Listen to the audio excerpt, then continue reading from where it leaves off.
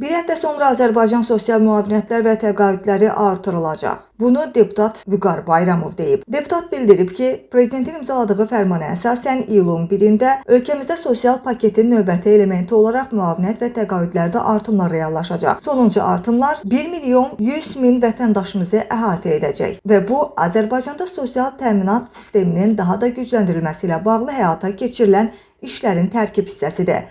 Prezidentin tapşırıqlarına uyğun olaraq bu ilin yanvar ayının 5-ci sosial paket icrasına start verilib. Prezident tərəfindən imzalanan sənədlər ölkəmizdə əhalinin sosial təminatının daha da gücləndirilməsinin prioritetliyini və dövlət başçısının siyasətinin mərkəzində vətəndaş rifahının təminatı prinsipinin dayandığını bir daha təsdiq eləyir. 3 milyon vətəndaşımızı əhatə edən yeni sosial paket 1.100.000 vətəndaşımızın pensiyalarında minimum əmək haqqı məbləğinin yüksəldilməsi nəticəsində 700.000-dən çox vətəndaşımızın maaşlarında və eləcə də sosial müavinət və təqaüdlərdə də artımları reallaşıb deyə deputat bildirib.